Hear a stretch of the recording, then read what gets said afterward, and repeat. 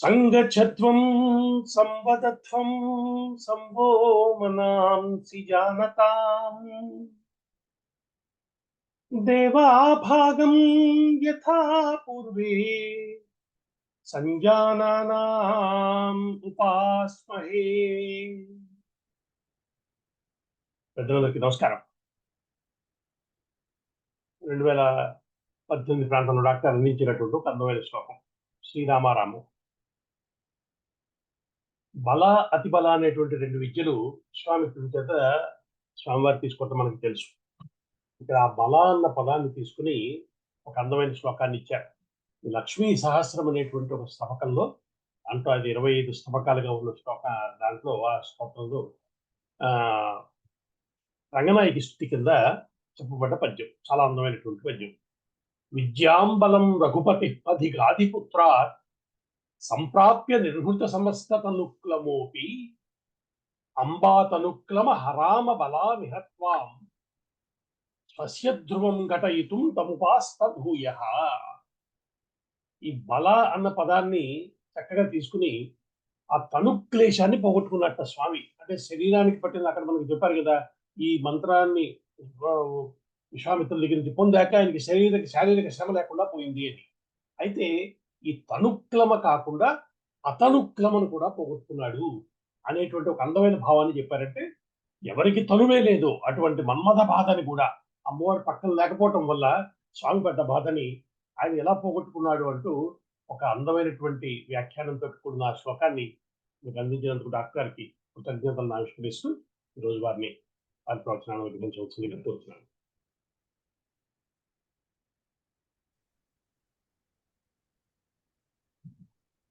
దూర్భిర్యుక్తా చతుర్భిః స్ఫటికమణిమయీం అక్షమాలాం దధానా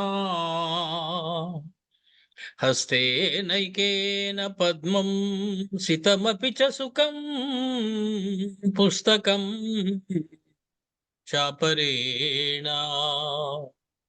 భాసా కుందేందు శంఖ స్ఫటికమణి నిభా భాసమానా సమానా సామే వాగ్దేవతేయం నివసతు వదనే సర్వదా సుప్రసన్నా. సామే వాగ్దేవతేయం నివసతు వదనే సర్వదా సుప్రసన్నా. కూజంతం రామ రామేతి మధురం మధురాక్షరం ఆరుహ్య కవితా శాఖాం వందే వాల్మీకి కోకిలం.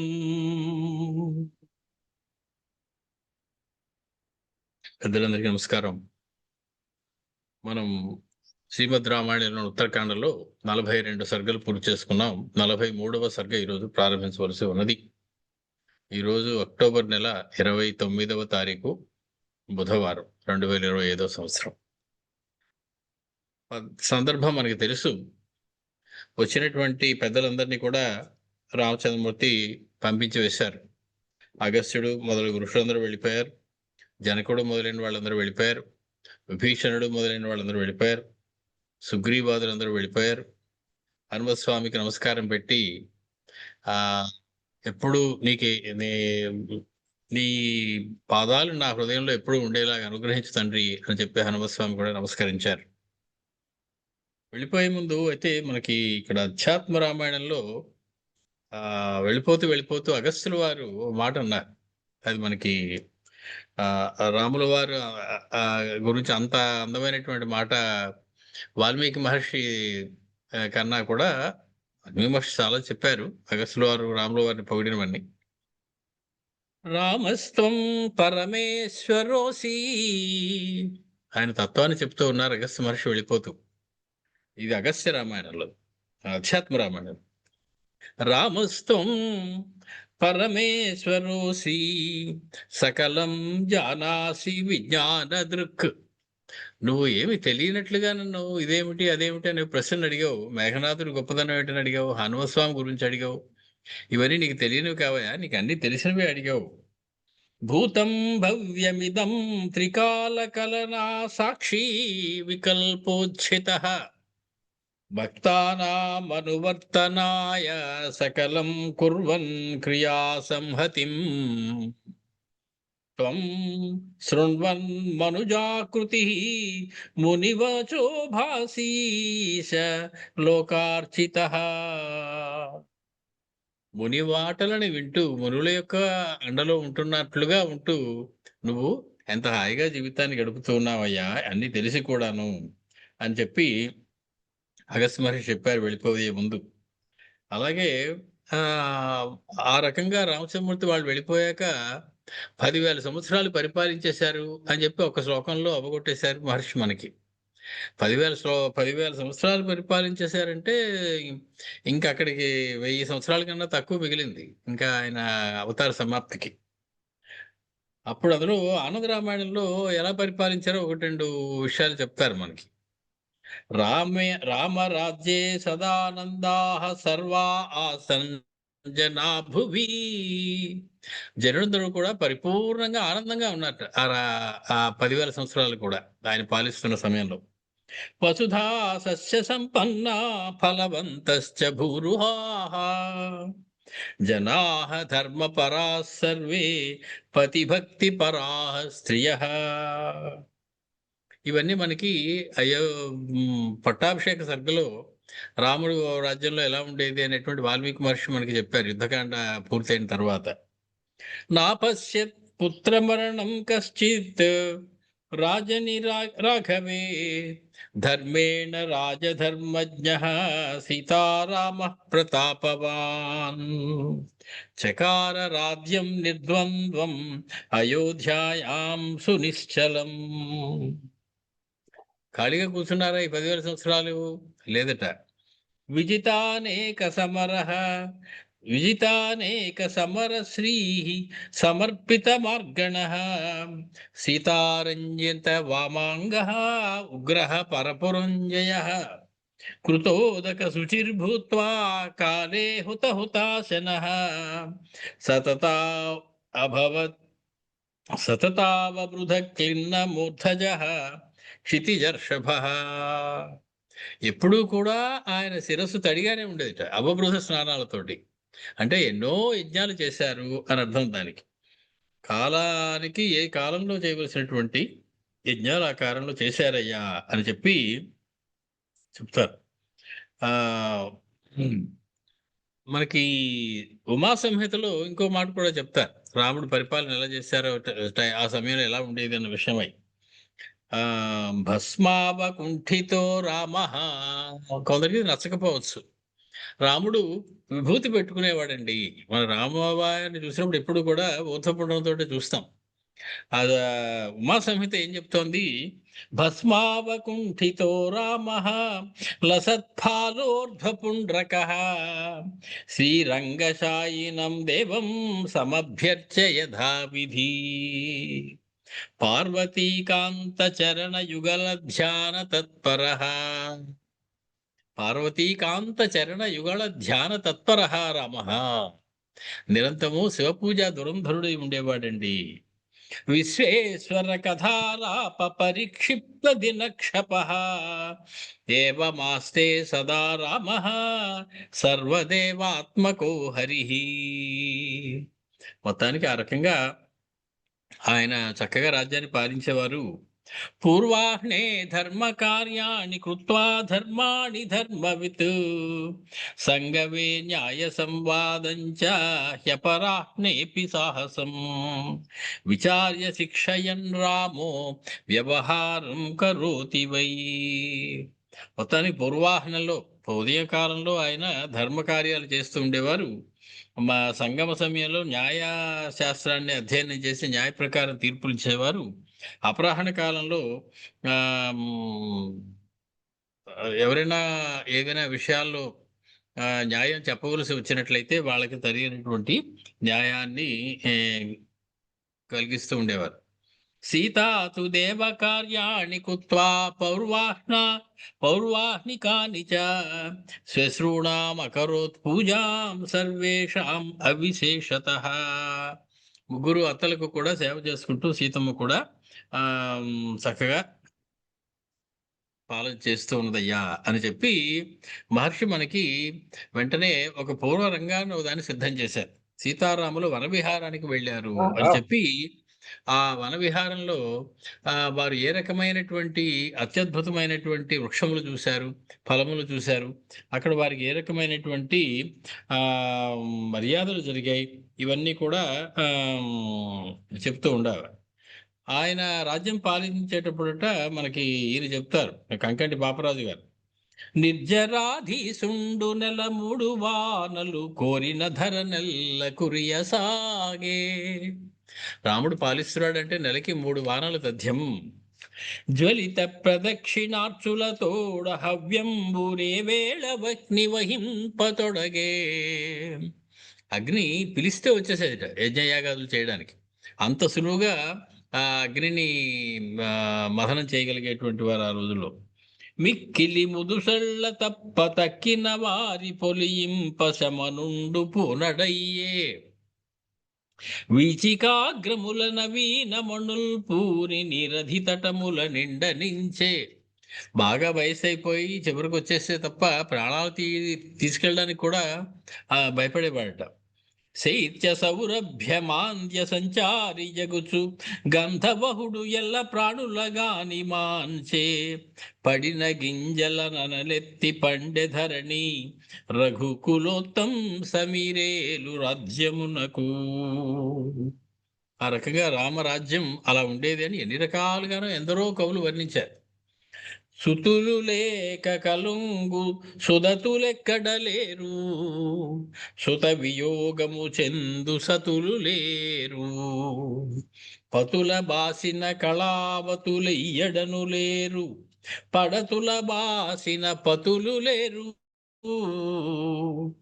దారిద్ర్య దుఃఖ సంతప్తులెందును లేరు, కలిమి గర్వము చెందు కలులు లేరు.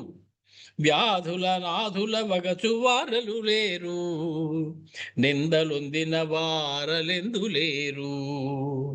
లేరు జారులు చోరులు లేరు, దుర్విచారులు అగ్నిజలాహి తృష్ణాక్షుదాది వాత దుర్భిక్ష భయులైన వారు లేరు.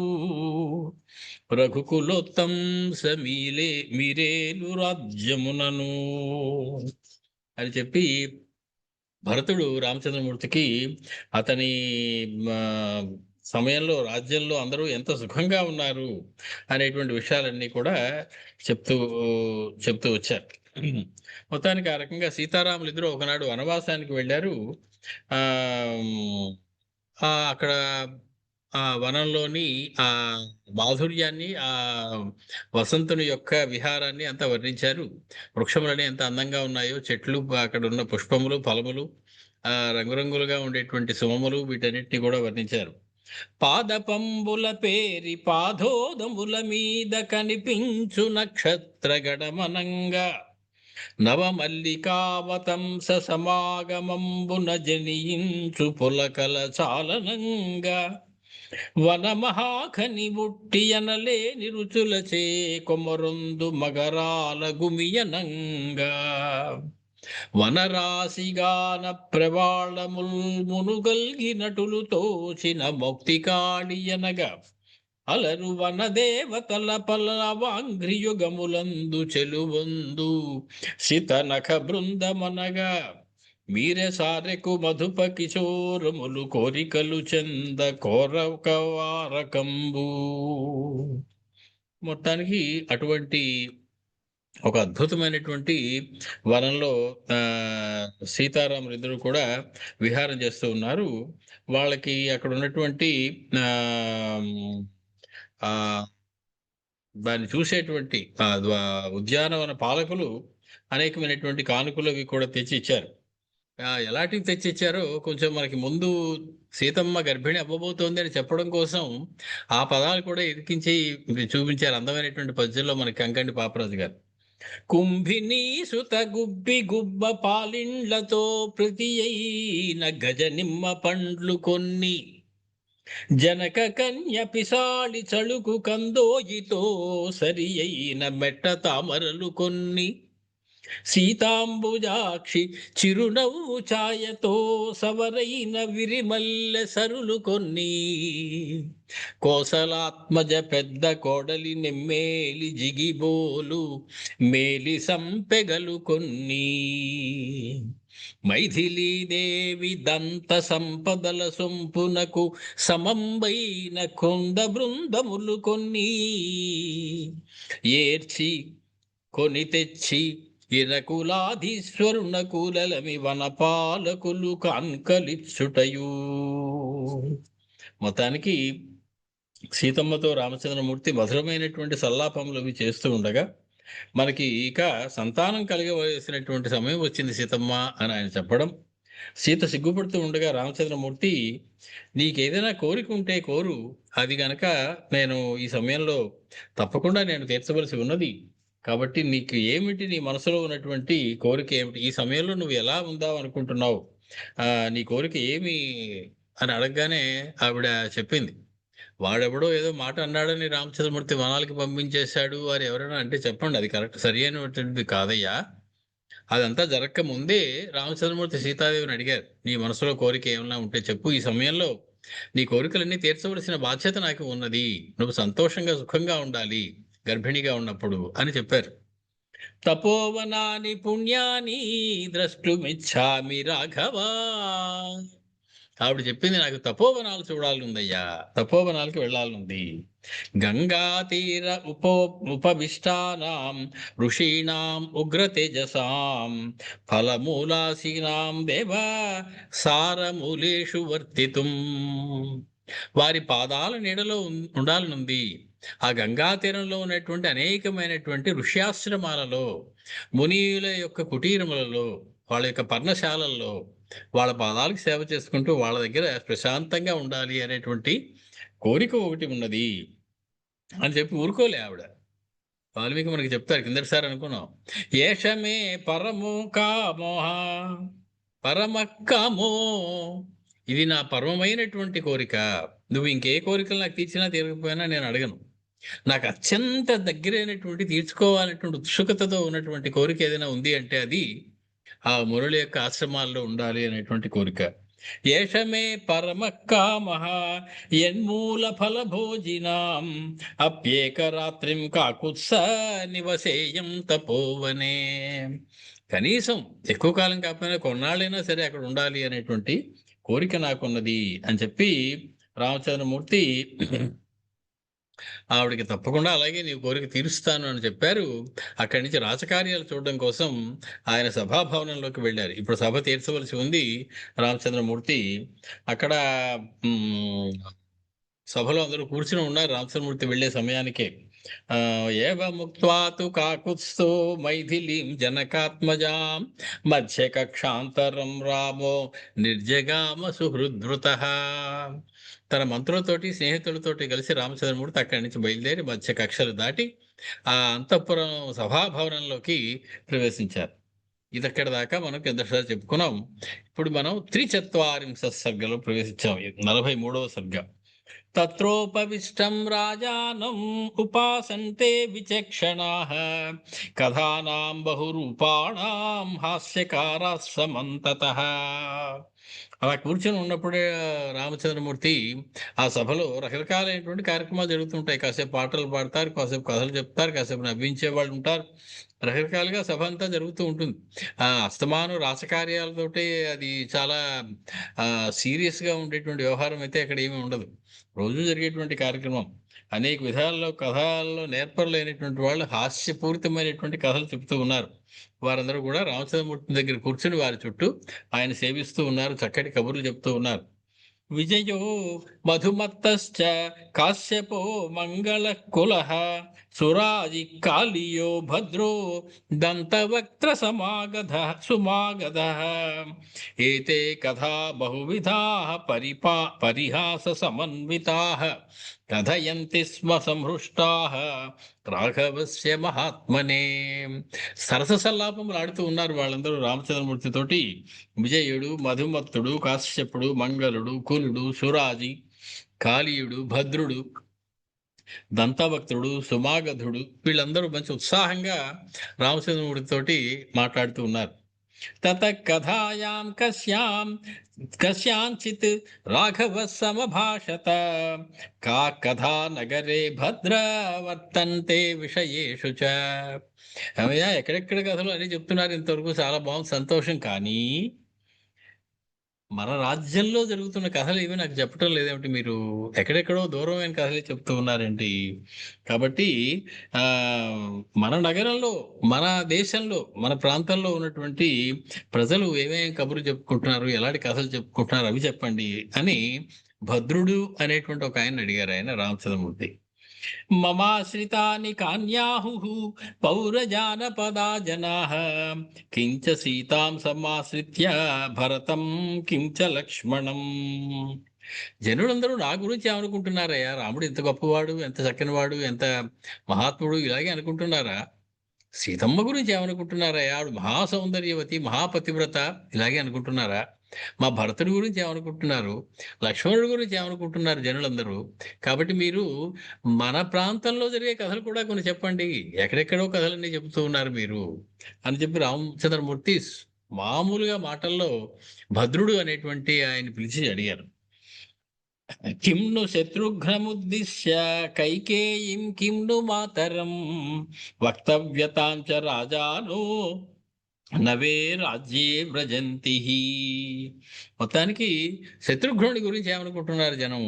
అలాగే మా తల్లి కైకేయి గురించి ఏమి చెడ్డగా మాట్లాడుకోవటం లేదు కదా, ఆవిడ గురించి ఏమనుకుంటూ ఉన్నారు? రాజ్యానికి కొత్తగా రాజు వచ్చాడంటే ఏవో చెప్పుకుంటూ ఉంటారు కదా, అనేకమైనటువంటి విషయాలు. ఆ కొత్తగా రాజు రావడం అంటే ఇప్పటికి 10,000 సంవత్సరాలు పాలించేశారు ఆయన. ఇప్పుడు కొత్తగా వచ్చినటువంటిది ఏమీ లేదు. కానీ దశరథుడితో పోలిస్తే చాలా తక్కువ కాలమే పాలించారు రామచంద్రమూర్తి. ఆ దశరథుడు 60,000 సంవత్సరాలు రాజ్యం పాలిస్తే రామచంద్రమూర్తి 11,000 సంవత్సరాలే పాలించారు. ఆ 11,000 సంవత్సరాల్లో 10,000 అయ్యాయి. కాబట్టి ఇంకా కొత్త కిందే లెక్క, అలా పోల్చి చూసినట్లయితే. కానీ అప్పటికి ఇంకా దశరథ మహారాజు పాలనలో ఉండేటువంటి వాళ్ళు ఇంకా అనేక మంది బ్రతికే ఉన్నారు ఆ సమయంలో, రామచంద్రమూర్తి పాలనలో కూడా. ఏవముక్తే తు రామేణ భద్రః ప్రాంజలిరబ్రవీత్ శుభాశుభా కథా రాజన్ వర్తంతే పురవాసినాం. ఏవో కథలు అనేకం ఉంటాయి రామచంద్ర, అన్ని చెప్పవలసినవి కాదు, అన్ని చెప్పుకోవలసినవి కాదు. కొన్ని శుభాలు ఉంటాయి, కొన్ని అశుభాలు ఉంటాయి. అవన్నీ ఎందుకులే, మామూలుగా జరుగుతూ ఉంటాయి. ప్రజలు అన్నాక రకరకాలుగా మాట్లాడుకుంటూ ఉంటారు, వాళ్ళని మనం పెద్దగా పట్టించుకోవాల్సిన అవసరం లేదు అన్నట్లుగా అతగాడు మంచి చెడ రెండూ చెప్పుకుంటూ ఉంటారు ప్రజలు, వారి గురించి పెద్ద వ్యవహారం ఏం లేదయ్యా అన్నారు రామచంద్రమూర్తితోటి. అయంతు విజయ సౌమ్య దశగ్రీవవధార్థితః భూయిష్టం స్వపురే పౌరైః కథ్యతే పురుషర్షభ. మహాసౌమ్యుడు అయినటువంటి వాడవు, మహాపురుష శ్రేష్ఠుడు అయినటువంటి వాడివి అయినటువంటి ఓ రాజా, మన పురంలో ప్రజలు ఎంతసేపు రావణాసురుడి కథలే చెప్పుకుంటున్నారయ్యా. వాడిని ఏ రకంగా నువ్వు సంహరించావు, నువ్వు ఇంత గొప్పవాడివి, ఎంత గొప్పవాడివి, ఎంత ఆ గొప్పగా యుద్ధం చేశావు వాడితోటి, అంత పరాక్రమవంతుడైనటువంటి వాడు, అన్ని సంవత్సరాలు తపస్సు చేసినటువంటి వాడిని నువ్వు, వాడికన్నా చిన్న తక్కువ వయసులో ఉన్నటువంటి వాడు నువ్వు ఏ రకంగా సముద్రాన్ని దాటి యుద్ధం చేసి సీతమ్మని వెనక్కి తెచ్చుకున్నావా? ఈ కథలే మాట్లాడుకుంటున్నారయ్యా అందరూ. ఏవముక్తస్తు భద్రేణ రాఘవో వాక్యమబ్రవీత్ కథయస్వ యథాతత్వం సర్వం నిరవశేషతః. బాగుందయ్యా, నువ్వేదో పై కథలు వాళ్ళు ఇలా అనుకుంటున్నారు, అలా అనుకుంటున్నారు, పొగుడుతున్నారు అంటున్నావు, బానే ఉంది. కానీ కథయస్వ యథాతత్వం, ఉన్నది ఉన్నట్టు చెప్పవయ్యా. ఏదో అడిగాను కదా అని పై మాటలతో అలాగే కాలక్షేపం చేయకు. ఉన్నది ఉన్నట్లుగా పూర్తిగా చెప్పు, అంతా చెప్పు. శుభాశుభం అనే మాట వాడేవు నువ్వు ఎంతసేపు శుభం గురించే చెప్పావు ఇంతవరకు. శుభాశుభం మాట్లాడుకుంటూ ఉంటారు జనం, వారిదేముంది అన్నావు. ఆ శుభం సంగతి ఏమిటో కూడా చెప్పాలి కదా. కాబట్టి ఉన్నది ఉన్నట్లుగా నాతో చెప్పు. శుభాశుభాని వాక్యాని కాన్యాహు పురవాసినః. నీ నోట్ల నుంచి వచ్చింది ఆ మాట. శుభాశుభములు మాట్లాడుకుంటారు, వదిలేవయ్యా అని. ఆ శుభాశుభములు ఏం మాట్లాడుకుంటున్నారు? శృత్వేదానీం శుభం కుర్యాం న కుర్యాం అశుభాని చ. అది తెలిస్తే నేను కేవలం శుభమైన పనులు, వాళ్ళకి నచ్చినటువంటి పనులే చేస్తాను. వాళ్ళకి అశుభంగా అనిపించినవి, వాళ్ళకి నచ్చినటువంటి పనులు నేను చేయకుండా ఉంటాను. సో వాళ్ళని పాలించాలి నేను సరిగ్గా అంటే, వాళ్ళు ఏమనుకుంటున్నారో, ఏం మాట్లాడుకుంటున్నారో, వాళ్ళ మనసులో ఏముందో నాకు తెలియవలసి ఉన్నది. కాబట్టి బ్రూహి తత్వతః, ఉన్నది ఉన్నట్టుగా నాకు సెలవియ్యి. కథైవ స్వచ విశ్రద్ధో నిర్భయం విగత జ్వర కథయంతి యథా పౌరాః పురే జనపదేషు చ. నువ్వు ఏమీ భయపడకుండా, ఏమీ కంగారు పడకుండా, ఆ పరిపూర్ణమైనటువంటి విశ్వాసంతో నా మీద నిర్భయంగా ఉన్నది ఉన్నట్లుగా నాకు చెప్పు. ఏమాత్రం సంకోచం అవసరం లేదు. నువ్వు మాట్లాడేటువంటి విషయంలో వాళ్ళు ఏమనుకుంటున్నారో ఉన్నది ఉన్నట్లుగా నాకు చెప్పవలసింది. రాఘవేణైవ ముక్తస్తు భద్రః సురుచిరం వచః ప్రత్యువాచ మహాబాహుం ప్రాంజలిః సుసమాహితః. వెంటనే రాముడు పలికినటువంటి ఆ మాటలు విని, ఆ చక్కటి మాటలు విని అంజలి ముద్ర ఘటించి సావధానుడైనటువంటి భద్రుడు రామచంద్రుడితోటి, మహాబాహువైనటువంటి రామచంద్రుడితోటి ఈ రకంగా చెప్తూ ఉన్నాడు. శృణు రాజన్ యథా పౌరాః కథయంతి శుభాశుభం. సరే, నువ్వు అడిగావు, ఇంక నువ్వు ఆజ్ఞాపించాక నేను కాదనడానికి ఏమున్నది? వాళ్ళు శుభాశుభములు ఏమి మాట్లాడుకుంటున్నారని అడిగావు. చత్వరావణరథ్యాసు చత్వరాపణవధ్యాసు వనేషు ఉపవనేషు చ. 4 రోడ్ల కూడళ్లలోనూ, ఆపణేషు, ఆపణము అంటే బజారు, దుకాణములు, ఈ దుకాణములన్నీ ఉన్న చోట, రథ్యాసు, రథ్యం అంటే రథాలు వెళ్ళేటువంటి మార్గాలు, పెద్ద పెద్ద రహదారులు, వాటిల్లోనూ, అలాగే వనేషు ఉపవనేషు చ, వనాల్లోనూ ఉపవనాల్లోనూ, ఎక్కడెక్కడో రకరకాలుగా ఎవరెవరో ఏవేవో మాట్లాడుకుంటూ ఉంటారు.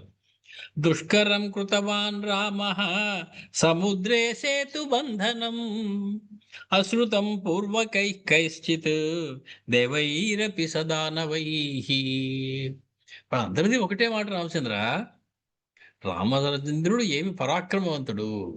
అతడు ఎంతటి దుష్కరమైనటువంటి కర్మ చేసి సముద్రానికి వారధి కట్టాడు!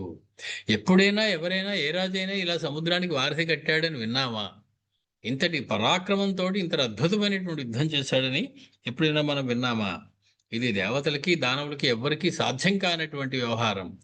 దాన్ని మన రామచంద్రమూర్తి చేశారు అని చెప్పి వాళ్ళందరూ మాట్లాడుకుంటున్నారయ్యా. రావణశ్చ దురాధర్షో హతః సబలవాహనః వానరాశ్చ వచం నీతాః వృక్షాశ్చ సహ రాక్షసైః. రావణుడు దురాధర్షుడైనటువంటి, ఎదిరింపశక్యముగా అయినటువంటి రావణాసురుడు నీ చేత సంహరింపబడ్డాడు. సమస్తమైనటువంటి సైన్యంతో, వాహనములతోటి, తన తమ్ములతోటి, బంధువులతోటి, అందరితోటి కలిసి వధింపబడ్డాడు నీ చేత అని మాట్లాడుకుంటూ ఉన్నారు. వానరాశ్చ వశం నీతాః వృక్షాశ్చ సహ రాక్షసైః. మొత్తం నీకందరూ దాసోహం అయిపోయి వసులైపోయారట కదా. వానరులు, వృక్షులు, దానవులు, రాక్షసులు, వీళ్ళందరూ కూడా దీని గురించే మాట్లాడుతూ ఉన్నారు. వీరందరినీ కూడా వశం చేసుకున్నావు. ఎంతటి అద్భుతమైనటువంటి గుణములు లేకపోతే నువ్వు అందరినీ ఇలా వశం చేసుకోగలవు అని అనుకుంటున్నారయ్యా.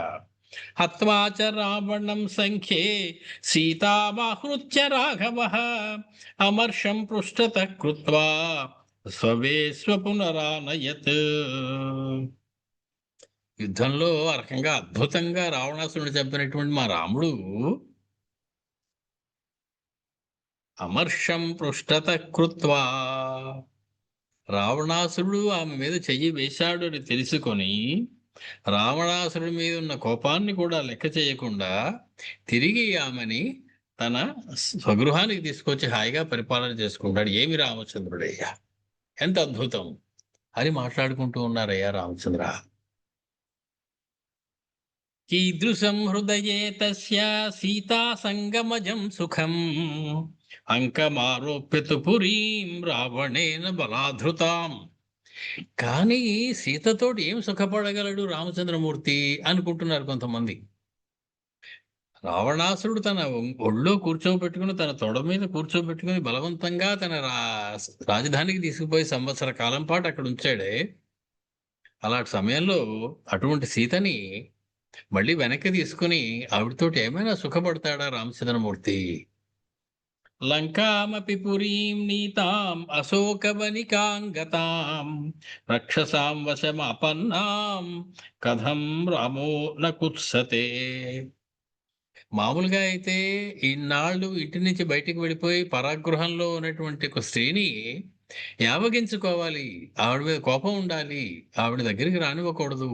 కానీ రామచంద్రమూర్తి ఏమీ నాకు ఉత్సాహతే, ఏమీ యావగింపు లేదు ఆయనకి. సీత మీద ఎటువంటి అసహ్యము గాని కోపము గాని లేదు. అస్మాకమపి దారేషు సహనీయం భవిష్యతి. రాజు ఇలాంటి పని చేస్తే రేపు మన భార్యలు ఎవరైనా పొరపాటు చేసినట్లయితే మనది ఇదే పరిస్థితి. మాట్లాడకుండా వాళ్ళని ఏలుకోవడం తప్ప మనకి ఇంకొక గతి ఉండదు. కలిపురుషుడు ఏ రకంగా ప్రవేశిస్తున్నాడో చూడండి. అంత అద్భుతంగా పాలిస్తున్నటువంటి రామచంద్రమూర్తి సభలో ఇటువంటి మాట వినాల్సి వచ్చేటువంటి దౌర్భాగ్యం పట్టింది అక్కడ ఉన్న వాళ్ళందరికీ.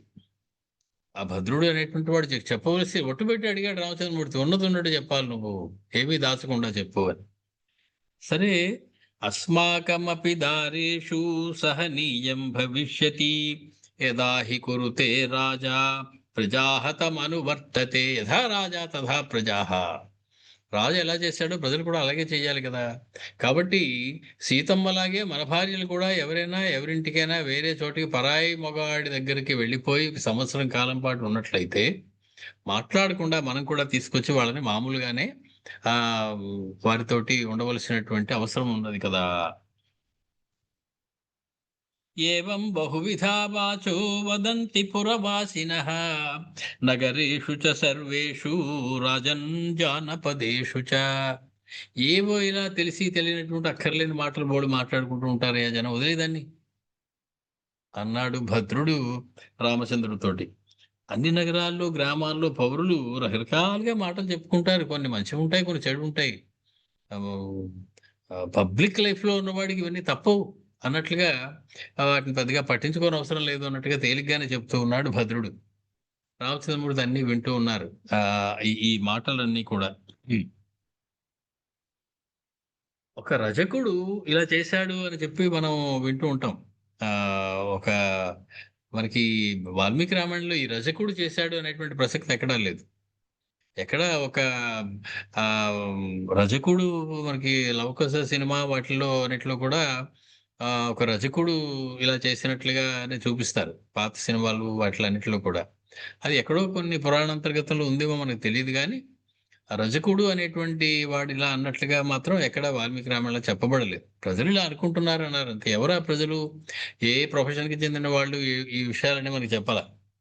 చివరికి రజకుడు చేసినటువంటి పని వల్ల ఇలాంటి పనులు చేయడాన్ని రాజకీయం అనేటువంటి మాట ఒకటి వచ్చింది మనకి. రజక శబ్దం నుంచి వచ్చింది రాజకీయం. అంటే ఏమిటి? లేనిది ఉన్నది కల్పించి ఇలా మాట్లాడడం ఏదైతే ఉన్నదో దీనికి రాజకీయము అని పేరు వచ్చింది. రజకుడు చేసే పని రాజకీయం, రజక సంబంధమైంది రాజకీయం. కాబట్టి ఆ రజక ప్రసక్తి మనకి వాల్మీకి ఇక్కడ తేలేదు. అది మామూలుగా జనం ఇలా అనుకుంటున్నారని మాత్రమే భద్రుడు చెప్పాడు. అది మనం దీనివల్ల ఒక పర్టికులర్ ప్రొఫెషన్ అంతటికీ కూడా చెడ్డ పేరు వచ్చేటువంటి అవకాశం ఉంది లేనిది పెట్టడం వల్ల. రజక సంఘములన్నీ కూడా కోపం తెచ్చుకునేటువంటి అవకాశం ఉంది. కాబట్టి మనం అలాగా లేనిపోనివి ఊహించి మనం ప్రచారం చేయడం కూడా సరైనది కాదు. కాబట్టి ఇప్పుడు కొందరు ఇలా అనుకుంటున్నారన్నారు. ఎవరు అన్న మాట మనకి భద్రుడు రామచంద్రుడితో ఏమీ చెప్పలేదు. మొత్తానికి తస్యైవం భాషితం శ్రుత్వా రాఘవః పరమార్థవత్ ఉవాచ సుహృద సర్వాన్ కథమేతత్ వదంతు మాం. ఈ రకంగా మాట్లాడినటువంటి ఆ భద్రుని యొక్క మాటలు వినటువంటి రామచంద్రుడు చాలా దుఃఖంలోకి వెళ్ళిపోయినట్టు. వెంటనే ఇది ఏమిటది, ఇలా ఎందుకు జరిగింది, ఇలా అనుకోవడం ఏంటి ప్రజలు? ఆ రోజు సీతమ్మ తన యొక్క పాతివ్రత్యాన్ని చూపించుకోవడం కోసం అగ్నిప్రవేశం చేసిందే, అందరూ ఉన్నారు అక్కడ. ఇప్పుడు ఇంకా మళ్ళీ ఆ మాట అనడం ఏమిటి? అయ్యా అన్నాడు, అగ్నిప్రవేశం చేసినప్పుడు మేము అందరం ఎక్కడున్నామండి? వీళ్ళెవరు లేరు కదా, కాబట్టి వీళ్ళు చూడలేదా అగ్నిప్రవేశం సంగతి? రామచంద్రుడు రావణాసురుడి సంహారం చూశారా వీళ్ళు? సంహరించడం చూశారా? లేదు. కానీ రామచంద్రుడే సంహరించాడు, బలి సంహరించాడని చప్పట్లు కొడుతూ ఉన్నారు. మరి సీత అగ్నిప్రవేశం చేసింది మేము చూడలేదంటే ఎలా కుదురుతుంది? దీనికి ఎంత విలువ ఉన్నదో దానికి అంతే విలువ ఇవ్వాలి. దీనిని ఎంత నమ్మావో దాన్ని కూడా అంతే నమ్మవలసి ఉన్నది. కానీ మొత్తానికి ఇటువంటి మాట ఒకటి వచ్చేసిందా అని చెప్పి రామచంద్రమూర్తి, సర్వే తు శిరసా భూమౌ అభివాద్య ప్రణమ్య చ ప్రత్యూచు రాఘవం దీనం ఏవమేతన్న సంశయః. వెంటనే రామచంద్రమూర్తి అక్కడ మిత్రులందరికీ, ఏమిటయ్యా ఇలా అయిపోయింది నా జీవితం, ఇలాంటి మాట పడవలసి వచ్చింది ఏమిటి మా కుటుంబం? సీతమ్మ తన యొక్క పాతివ్రత్యం నిరూపించుకోవడానికి అవకాశాన్ని అందిపుచ్చుకుని తానే అగ్నిలో దూకేసిందే నేను చెప్పకుండానే. అటువంటి సీతమ్మ ఇంకా ఆవిడలో ఏదో దోషం ఉందేమో, పరపురుషుడు చెయ్యి వేసినంత మాత్రాన ఆవిడ అపవిత్రమైనదేమో అనేటువంటి మాట మాట్లాడడం ఎంత దారుణమైనటువంటి మాటయ్యా అనుకుని ఉన్నారు. మొత్తానికి తక్కిన వాళ్ళందరూ అడిగారు, నిజమేనయ్యా అందరూ ఇలా అనుకుంటున్నారా, మీరు కూడా చెప్పండి అని అందరినీ పిలిచి విడివిడిగా అడిగారు రామచంద్రమూర్తి. అందరూ కూడా కళ్ళ నీళ్లతోటి, అవును స్వామి కొందరు ఇలా అనుకుంటున్నారు, నిజమే అతను భద్రుడు చెప్పింది అని రామచంద్రమూర్తికి నమస్కారాలు పెట్టి ఆ ఇంకా సెలవు తీసుకుంటున్నారు. రామచంద్రమూర్తి కూడా వాళ్ళని పంపించి వేశారు. శ్రుత్వా తు వాక్యం కాకుత్సః సర్వేషాం సముదీరితం విసర్జయామాస తదా వయస్యాన్ శత్రుసూదనః. శత్రు సంహారకుడైనటువంటి రామచంద్రమూర్తి ఆ రకంగా వాళ్ళు చెప్పిన మాటలు విని మిక్కిలి దుఃఖంతో, బరువెక్కిన మనస్సుతోటి, కళ్ళ నిండా నీటితోటి లోపలికి వచ్చేసారు, వాళ్ళని పంపించేసి. విసృజ్య చ సుహృద్వర్గం బుద్ధ్యా నిశ్చిత్య రాఘవః సమీపే ద్వాస్థమాసీనం ఇదం వచనమబ్రవీత్. వాళ్ళందరినీ పంపించేసి లోపల కక్షల్లోకి వచ్చినటువంటి రామచంద్రమూర్తి ఒకసారి ఎవరక్కడ అన్నారు. వెంటనే ద్వారపాలకుడు ఇప్పుడు చిత్తం ప్రభు అని వచ్చాడు. రాగానే ఆయన్ని చూసి రామచంద్రమూర్తి పలుకుతూ ఉన్నారు, శీఘ్రమానయ్య సౌమిత్రిం లక్ష్మణం శుభలక్షణం. వెంటనే వెళ్ళి లక్ష్మణస్వామి ఎక్కడున్నారు సరే నా దగ్గరికి రమ్మని చెప్పు. భరతంచ మహాభాగం శత్రుఘ్నం అపరాజితం. అపరాజితుడైనటువంటి శత్రుఘ్నుని, మహాభాగుడైనటువంటి మహా గొప్పవాడైనటువంటి అదృష్టవంతుడైనటువంటి భరతుడు, వారిద్దరిని కూడా నేను వెంటనే రమ్మన్నానని చెప్పి తీసుకొని రా. రామస్య వచనం శ్రుత్వా ద్వాస్థో ముని మూర్ధ్ని కృతాంజలి లక్ష్మణస్య గృహం గత్వా ప్రవివేశ అనివారితః. మొత్తానికి లక్ష్మణస్వామి భవనంలోకి వెళ్ళాడు ఆ ద్వారపాలకుడు. ఎవరు అడ్డగించలేదు. రాముల వారి మందిరం నుంచి వచ్చాడంటే తిన్నగా ప్రవేశం లోపలికి. ఎవరు అడ్డు పెట్టకుండా అతడు తిన్నగా లోపలికి వెళ్ళాడు లక్ష్మణస్వామి దగ్గరికి. ఉవాచ సుమహాత్మానం వర్ధయిత్వా కృతాంజలిః ద్రష్టుమిచ్ఛతి రాజా త్వాం గమ్యతాం తత్ర మాచిరం. వెంటనే అతడు రెండు చేతులు పెట్టి నమస్కరించి లక్ష్మణస్వామికి వందిమాగధులే స్తోత్రం చేసి, మహాప్రభో ద్రష్టుమిచ్ఛతి రాజా, రాజుగారు మిమ్మల్ని చూడాలనుకుంటూ ఉన్నారు. గమ్యతాం తత్ర మాచిరం, వీలైనంత వెంటనే మీరు బయలుదేరి రామచంద్రమూర్తి యొక్క భవనంలోకి రావాల్సి ఉన్నది అని చెప్పాడు. బాఢమిత్యేవ సౌమిత్రి శ్రుత్వా రాఘవ శాసనం ప్రాద్రవద్రథమారుహ్య రాఘవస్య నివేశనం. సుమారు ఒక పరుగులాంటి నడకతోటి లక్ష్మణస్వామి బయటకు వచ్చి రథం ఎక్కి తన భవనం నుంచి రామచంద్రమూర్తి యొక్క భవనం దగ్గరికి వెళ్ళారు.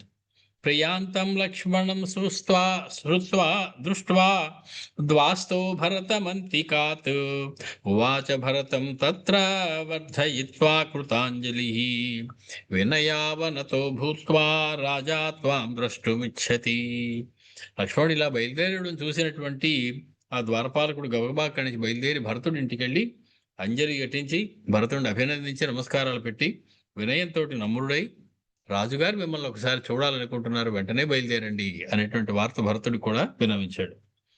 భరతస్తు వచ శ్రుత్వా ద్వాస్థాద్రామ సమీరితం ఉత్పపాత ఆసనాత్ తూర్ణం పద్భ్యామేవ యయౌ బలి. ఒక్కసారి సింహాసనం నుంచి కింద పడినంత తొట్టుబాటు పడ్డట్టు భరతుడు. అన్నగారు వెంటనే నన్ను రమ్మంటున్నారా, ఇంకా ఆలస్యం అయిపోతుందేమో, ఆయన రమ్మన్నారు, అప్పుడే నువ్వు ఎప్పుడనగా నీకు చెప్పుంటారు, ఇప్పుడు చెప్పేవా నాకు అని చెప్పి గబగబా ఒక ఉదుడుతోటి ఆ సింహాసనం నుంచి దూకి ఆ కాలినడకనే ఆ మిక్కిలి వేగంగా రాముల వారి భవనం దగ్గరికి పరిగెట్టాడు భరతుడు. దృష్ట్వా ప్రయాంతం భరతం త్వరమాణ కృతాంజలి శత్రుఘ్న భవనం గత్వా తతో వాక్యమువాచ. భరతుడు కూడా బయలుదేరడం చూసినటువంటి ఆ ద్వారపాలకుడు అక్కడి నుంచి బయలుదేరి వెళ్ళి శత్రుఘ్నుడి యొక్క భవనం దగ్గరికి వచ్చాడు.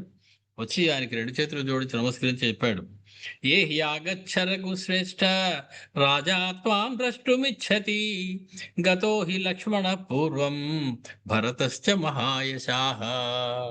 శత్రుఘ్న, మీరు వెంటనే బయలుదేరి ఆ రాజుగారిని దర్శించుకోవడం కోసం ఆ రాజుగారి భవనానికి రావాల్సి ఉన్నది. రామచంద్రమూర్తిని చూడడానికి ఇప్పటికే బయలుదేరి మిక్కిలి వేగంగా హడావిడిగా లక్ష్మణస్వామి భరతుడు కూడా బయలుదేరి వెళ్ళారు. మీరు కూడా రావాల్సి ఉంటుంది.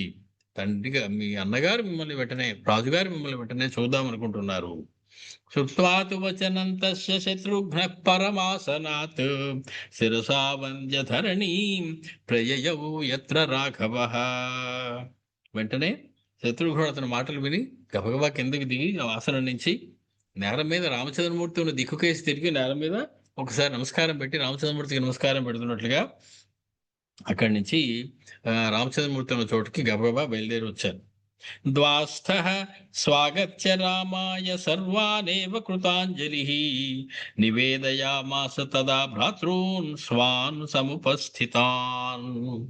ద్వారపాలకుడు వచ్చి చేతులెత్తి నమస్కరించి మళ్ళీ రాముల వారితో చెప్పాడు, మహాప్రభు, మీరు చెప్పినట్లే చేశాను. వారు ముగ్గురు కూడా మీ సోదరులు మీ దర్శనం కోసం వచ్చి వేచి ఉన్నారు.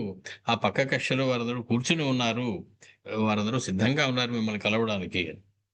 కుమారాన్ ఆగతాన్ శ్రుత్వా చింతా వ్యాకులితేంద్రియః అవాంగ్ముఖః దీనమనాః ద్వాస్థం వచనమబ్రవీత్. మనసులో లేదు, ముఖం దైన్యంగా ఉన్నది.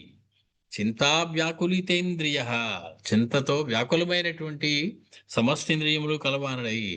అవాంగ్ముఖః, పూర్తిగా తల కిందికి వంచి ఎటో చూస్తూ కళలో కలిపెట్టి చూడకుండా దీనమైన మనసుతోటి ఆ ద్వారపాలకుడితోటి రామచంద్రమూర్తి ఇలా చెప్పారు, ప్రవేశ కుమారాన్ త్వం మత్సమీపం త్వరాన్వితః ఏతేషు జీవితం మహ్యం ఏతే ప్రాణాః ప్రియాః మమ. నా సోదరులని ముగ్గురిని కూడా వెంటనే నా దగ్గరికి ప్రవేశపెట్టు. వాళ్ళందరూ కూడా నా జీవితం మొత్తం కూడా నా సోదరుల మీదే ఆధారపడి ఉన్నది. వాళ్ళే నాకు ప్రియమైనటువంటి ప్రాణసములైనటువంటి వాళ్ళు. వాళ్ళు వచ్చి వెంటనే నన్ను కలవమని చెప్పి వాళ్ళని లోపలికి ప్రవేశపెట్టు. ఆజ్ఞప్తాస్తు నరేంద్రేణ కుమారాః శుక్రతేజసః ప్రహ్వాః ప్రాంజలేయో భూత్వా వివిసుస్తే సమాహితాః. అకస్మాత్తుగా అన్నగారు ఎందుకు పిలిచారో తెలియనటువంటి ఆ సోదరులు ముగ్గురు కూడా రాజుగారు లోపలికి పిలుస్తున్నారండి అనేటువంటి మాట విని మిక్కిలి తేజస్సు కలిగినటువంటి వాళ్ళందరూ కూడా వినమ్రంగా అంజలి ఘటించి సావధాన చిత్తంతో రాముల వారు ఉన్న చోటు గదిలోకి ప్రవేశించారు ముగ్గురు సోదరులు కూడా. తేతు దృష్ట్వా ముఖం తస్యా సగ్రహం శశినం యథా. వారు చూడగానే ఆశ్చర్యపోయారు. రామచంద్రమూర్తి యొక్క ముఖం అంత వెలవెల్లాడుతూ ఉండడం, అంత దైన్యంగా ఉండడం ఎప్పుడూ వాళ్ళు చూసి ఎరుగరు. ఎప్పుడూ ఉత్సాహశక్తికి ప్రతిరూపం రామచంద్రమూర్తి అంటే. నిరుత్సాహం కానీ దైన్యం కానీ ఉండదు. సీతమ్మ దగ్గరగా ఉన్నప్పుడు అసలు ఉండదు. అటువంటిది ఏమిటి ఈరోజు ఈ రకంగా ఆయన ముఖం ఉన్నది? సగ్రహం శశినం యథా. గ్రహణం రోజు నాటి చంద్రుడిలా ఉన్నదట ఆయన ముఖం. పట్టుకున్నటువంటి రాహు పట్టుకున్నటువంటి చంద్రబింబంలా ఉన్నది. సంధ్యాగతమివాదిత్యం ప్రభయా వివర్జితం సంధ్యా సమయంలో ఉన్నటువంటి సూర్యబింబం ఇక కాసేపట్లో అస్తమించేటప్పుడు దాని యొక్క కాంతి శోభావన్నీ కూడా తగ్గిపోతూ ఉంటాయి. ఉదయార్క బింబం యొక్క శోభ వేరు, అస్తమించేటువంటి సూర్యబింబం యొక్క శోభ వేరు. అలాగా సంధ్య సాయం సంధ్యలో కిందకి దిగిపోతూ ఉన్నటువంటి సూర్యుని యొక్క బింబం వలె కాంతి తగ్గిపోతూ ఉన్నటువంటి ముఖం. బాష్పపూర్ణే చ నయనే దృష్ట్వా రామస్య ధీమతః. కొంచెం దగ్గర నుంచి చూస్తే రెండు కళ్ళ నిండా నీళ్లు నిండి ఉన్నాయి రామచంద్రమూర్తికి. ఏ క్షణంలో అవి నేల జారుతాయో తెలియనట్లుగా కళ్ళ నీళ్లతోటి ఉన్నారు రామచంద్రమూర్తి. హతశోభం యదా పద్మం ముఖం వీక్ష చ తస్యతే. ముఖపద్మం రామచంద్రమూర్తిది. ఇప్పుడు అది హతశోభం. సూర్యాస్తమయం తర్వాత పద్మం ముడుచుకుపోతుంది, దాని శోభ తగ్గిపోతుంది. ఆ రకంగా రామచంద్రమూర్తి శోభ కోల్పోయినటువంటి ముఖపద్మం కలిగినటువంటి వారే ఉన్నారు. తతోభివాద్య త్వరితాః పాదౌ రామస్య మూర్ధని. ఒకళ్ళ తర్వాత ఒకళ్ళు ముగ్గురు వచ్చారు. వినయంగా రామచంద్రమూర్తి పాదాలకు శిరస్సు వంచి నమస్కారం చేశారు. తస్తు సమాహితా సర్వే రామస్వశూన్యవర్తయత్. మొత్తానికి వాళ్ళు పక్కన నిలబడి ఉండగానే బొటబొటా కన్నీళ్లు కారిపోతూ ఉన్నాయి రామచంద్రమూర్తికి. అంతవరకు ఆపుకున్నటువంటి కన్నీళ్లు ఆగటం లేదు ఆయనకి. తాన్ పరిష్వద్య బాహుభ్యాం ఉత్థాప్య చ మహాబలః. వారందరినీ కూడా పైకి లేవనెత్తి, కాళ్ళ మీద పడినటువంటి వాళ్ళని పైకి లేవనెత్తి దగ్గరికి తీసుకుని వాళ్ళని గట్టిగా ఆలింగనం చేసుకున్నారు రామచంద్రమూర్తి. ఆసనే శ్వాసనే ఆసతేత్యుక్త్వా తతో వాక్యం జగాదః. కూర్చోండి అయ్యా అని చెప్పి వాడి ముగ్గురికి కూడా ఆసనాలు చూపించి వాళ్ళతోటి మహాబలుడైనటువంటి రామచంద్రమూర్తి ఈ రకంగా మాట్లాడుతూ ఉన్నాడు. భవంతో మమ సర్వస్వం భవంతో మమ జీవితం భవద్భిశ్చ కృతం రాజ్యం పాలయామి నరేశ్వరాః. నరేశ్వరాః, ఓ రాజుల్లారా. వీళ్ళందరూ రాజులుగా, రాముడు ఒక్కడే రాజు. వాళ్ళందరూ కూడా రాజులు అని చెప్పుకోవడానికి అప్పుడే ఇంకా అవకాశం లేదు. కానీ రామచంద్రమూర్తి వాళ్ళని నరేశ్వరులారా అని చెప్పి వారికి యువరాజులుగా వారికి కూడా ఆ రకమైనటువంటి హోదా ఒకటి ఇవ్వడం అనేది ఉన్నది.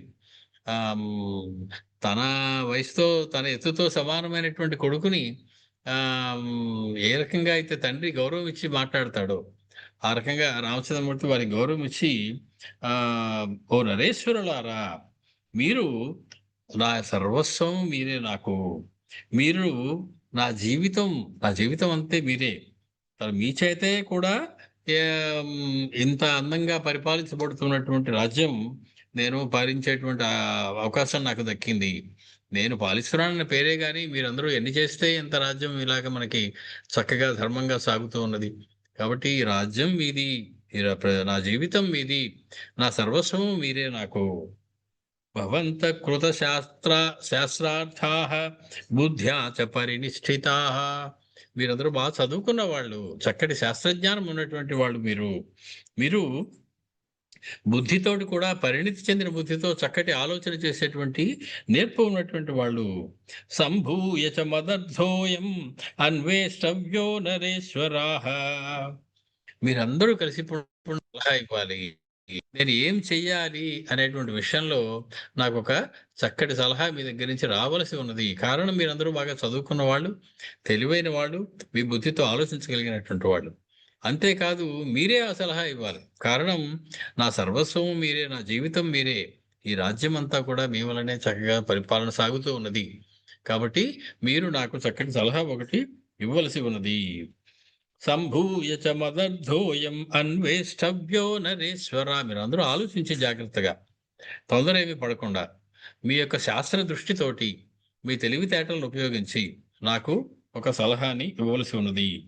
తథా వదతి కాకుత్స్తే అవధాన పరాయణాః ఉద్విగ్న మనసః సర్వే కిం ను రాజాభిధాస్యతి. రామచంద్రమూర్తి ఈ రకమైనటువంటి మానసిక స్థితిలో ఉండడం ఎప్పుడు చూడలేదు. ఇంత సీరియస్గా మాట్లాడడం కూడా ఎప్పుడు చూడలేదు వారు. ఆనంద స్వరూపుడైనటువంటి రామచంద్రమూర్తి ఇలా మాట్లాడడం ఏమిటి, ఏదో సలహా అడుగుతున్నారు మనని, ఇందులో ఏదో చాలా పెద్ద వ్యవహారం ఉన్నది అని చెప్పి ఉద్విగ్నతతోటి గుండెలు గట్టిగా కొట్టుకుంటూ ఉండగా, కంగారు పడుతూ ఉండగా రామచంద్రమూర్తి ఇప్పుడు ఏమడుగుతాడో కదా, ఏ విషయమే సలహా అడుగుతాడో కదా అని కంగారు పడుతూ వాళ్ళ ముగ్గురు చేతులు జోడించి రామచంద్రమూర్తి పక్కన నిలబడి ఉన్నారు. కూర్చొని ఉన్నారు ఆయన చూపించినటువంటి ఆసనాల్లో. తేషాం సముపవిష్టానాం సర్వేషాం దీనచేతసాం ఉవాచ వాక్యం కాకుత్స్థో ముఖేన పరిశుష్యత. మొత్తానికి ఆ రకంగా దీనమైనటువంటి మనసులతోటి, ఉద్విగ్నమైనటువంటి మనసులతోటి ఏమి వినాల్సి వస్తుందో అని ఆలోచిస్తూ కూర్చున్నటువంటి వారి ముగ్గురికేసి కూడా ఆ దైన్యంగా ఉన్నటువంటి, వాడిపోయిన ముఖంతో ఉన్నటువంటి రామచంద్రమూర్తి తాను ఈ రకంగా పలుకుతున్నాడు. సర్వే శృణుత భద్రం వో మా కురుధ్వం మనోన్యథా. మీరందరూ నేను చెప్పేది సావధానంగా వినండి, జాగ్రత్తగా వినండి. మీకందరికీ మంగళమగుగాక. మీ మనస్సుని పరిపరి విధాలు అక్కర్లేని ఆలోచనలు పెట్టుకోకండి. పౌరాణాం మమ సీతాయాం యాదృశీ వర్తతే కథా. సీత విషయంలో మన ఊళ్ళో జనమందరూ ఏ రకంగా మాట్లాడుకుంటున్నారో మీరు వినండి. మీరు విని ఆ అప్పుడు నేను ఆలోచించిన పద్ధతి ఏమిటో దాన్ని బట్టి మీరు కూడా అర్థమవుతుంది నేను ఎందుకు ఈ రకంగా బాధపడుతూ ఉన్నాను. పౌరాపవాదః సుమహాన్ తథా జనపదస్య చ వర్తతే మయి భీభత్సా సా మే మర్మాణి కృంతతి. చాలా భయంకరమైనటువంటి మాటలు మాట్లాడుకుంటున్నారయ్యా నా గురించి, సీతమ్మ గురించి జనం అందరూ. కాబట్టి అది నా మర్మస్థానములను ఛేదిస్తూ ఉన్నది. నాకు మరణమే తప్ప ఇంకొక గతి లేదు అన్నంత బాధ కలుగుతూ ఉన్నది. వాళ్ళ అందరిలో కూడా ఒక గొప్ప అపవాదం ఒకటి బయలుదేరింది. ఎందుకో తెలియనటువంటి ఒక అపవాదం బయలుదేరింది, ఎన్నాళ్ళు లేనటువంటిది. అహం కిల కులే జాతః ఇక్ష్వాకూణాం మహాత్మనాం. ఇక్ష్వాకు వంశంలో, పరమాద్భుతమైనటువంటి వంశంలో, పరమ నిష్ఠతోటి పెంచబడినటువంటి తల్లిదండ్రుల మధ్య నేను పుట్టి పెరిగిన వాడును. సీత అపి సత్కులే జాత. పోనీ ఆ సీతమ్మ ఏమైనా తక్కువదయ్యా? సత్కులంలో ఉన్నటువంటిదయ్యా ఆవిడ. ఆవిడ జనకానాం మహాత్మనాం, కర్మ ప్రధానులైనటువంటి, కర్మిష్ఠులైనటువంటి ఆ జనక మహారాజు ఇంటిలో పెంచబడినటువంటిది. అటువంటి సీత పరమాద్భుతమైనటువంటి సత్కులంలో పుట్టినటువంటిది ఆవిడ. జానాసి త్వం యథా సౌమ్య దండకే విజనే వనే. మీ అందరికీ తెలుసు కదా జరిగింది ఏమిటో. ఎవరూ లేనటువంటి, నిర్జనమైనటువంటి, ఏకాంతమైనటువంటి ఆ వనంలో రావణేన హృతా సీత సచ విధ్వంసితో మయా. రావణుని చేత దొంగిలింపబడింది సీత, అపహరింపబడింది. అటువంటి రావణాసురుని నేను తగినటువంటి శిక్ష విధించి అతన్ని సంహరించాను. తత్ర మే బుద్ధిరుత్పన్నా జనకస్య సుతాం ప్రతి ఆత్రోషితామిమాం సీతాం ఆనయేయం కథం పురీం. ఇన్నాళ్ళు ఈ రావణాసురుని యొక్క అంతఃపురంలో, రావణాసురుడి యొక్క అండలో ఉన్నటువంటి సీతమ్మ తల్లిని అయోధ్యకి తీసుకెళ్తే ఎవరైనా ఏమనుకుంటారో అని నేను అనుకున్న మాట వాస్తవమే. ఆ సమయంలో నాకు సీతమ్మ గురించి అటువంటి ఆలోచన కూడా ఒకటి వచ్చింది. ప్రత్యయార్థం తత సీత వివేశజ్వలనం తదా. ఎవ్వరికీ ఎటువంటి అనుమానం రాకూడదు ఆవిడ యొక్క శీలం మీద గాని, పాతివృత్యం మీద గాని అనే ఉద్దేశంతో సీతమ్మ తనంత తానుగా ఆ అగ్నిప్రవేశం చేసింది. ప్రత్యక్షం తవ సౌమిత్రే దేవానాం హవ్యవాహనః అపాపాం మైథిలీం ప్రాహ వాయుశ్చ ఆకాశగోచరః. అలా దూకిన వెంటనే అగ్నిహోత్రుడు సీతమ్మను తన ఒళ్ళో పెట్టుకుని తీసుకొచ్చి నాకు అప్పచెప్పాడు. ఈమె మహాపతివ్రత శిరోమణి అని చెప్పాడు. ఆకాశవాణి కూడా అప్పుడు ఆకాశం నుంచి పలికింది. సీతమ్మ వంటి మహాపతివ్రత భూమి మీద లేదు. ఆవిడికి మనసులో రామచంద్రుడు తప్ప పరపురుషుడి మీద ఏనాడు ఎటువంటి ఆలోచన లేదు అనేటువంటి విషయాన్ని నొక్కి చెప్పింది ఆ రోజు ఆకాశవాణి. లక్ష్మణ, నువ్వు అక్కడ ఉన్నావు కదయ్యా. చంద్రాదిత్యౌ చ శంసేతే సురాణాం సన్నిధౌ పురా ఋషీణాం చైవ సర్వేషాం అపాపాం జనకాత్మజాం. అనేక మంది దేవతల సన్నిధిలో జరిగింది ఈ వ్యవహారం. బ్రహ్మాది దేవుడు ఆ షడర్థనయన శ్రీమాన్ అంటారు మహర్షి, ముక్కంటి ఆయన కూడా అక్కడ ఉన్నాడు ఆ సమయంలో. ఆ, ఇంద్రాది దేవతలందరూ ఉన్నారు, బ్రహ్మగారు ఉన్నారు.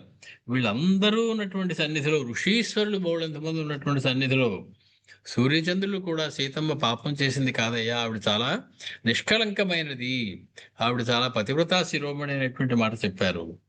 ఏవం శుద్ధ సమాచారా దేవగంధర్వ సన్నిధౌ లంకా ద్వీపే మహేంద్రేణ మమ హస్తే నివేశిత. మొత్తానికి అలాగా పోతయ్యి తన పవిత్రతను నిరూపించుకుంటూ బయటికి వచ్చినటువంటి ఆ సీతమ్మ తల్లిని దేవేంద్రుడు ఆమె చేతిని తీసుకొచ్చి మళ్ళీ నా చేతిలో పెట్టాడయ్యా. ఆ గంధర్వులు, దేవతలు వీళ్ళందరి సమక్షంలో, వాళ్ళందరి సాక్ష్యంలో దేవేంద్రుడు తీసుకొచ్చి మళ్ళీ ఆవిడ చేతిని నా చేతిలో కలిపాడు. అంతరాత్మాచ మే వేత్తి, నా అంతరాత్మకైతే ఎటువంటి సందేహము లేదు. సీతాం శుద్ధాం యశస్విని, సీత పరిశుద్ధురాలు, మహాయశస్విని అనేటువంటి విషయంలో నాకు ఎటువంటి సందేహము లేదు.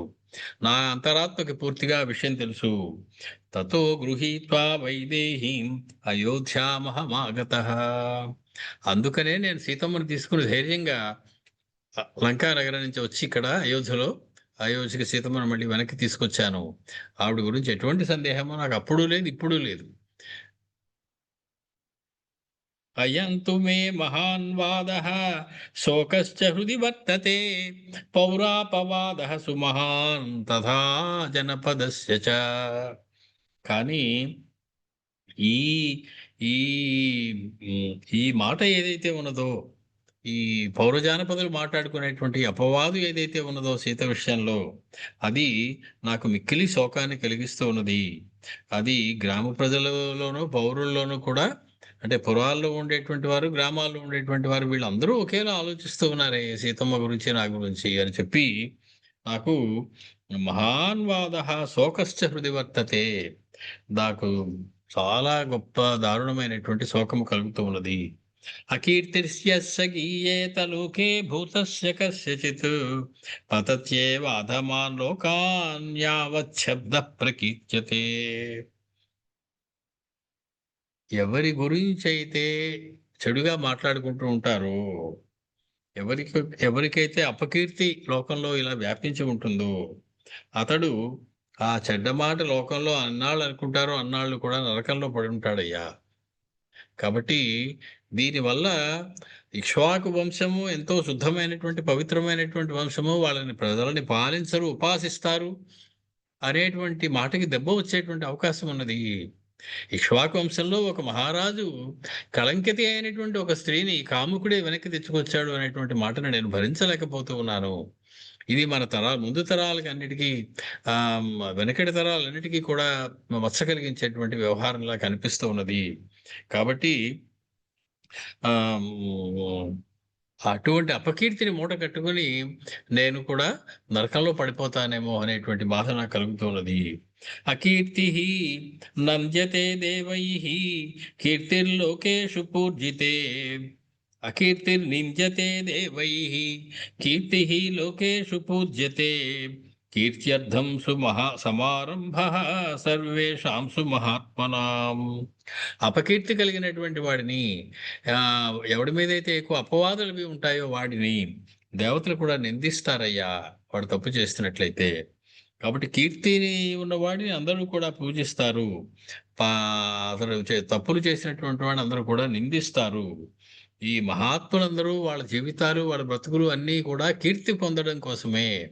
అంటే జీవితం ఉన్నన్నాళ్ళు కీర్తి ఉండాలి, వెళ్ళిపోయిన తర్వాత కీర్తి శేషుడు అవ్వాలి. అయ్యా తప్ప ఇంకోటి ఉండడానికి వీల్లేదు వాడికి. కాబట్టి కీర్తి మాత్రమే మిగలాలి. కాబట్టి అపకీర్తితోటి జీవించడం, అపకీర్తితోటి మరణించడం అనేవి రెండు దుర్భరమైనటువంటి వ్యవహారములు.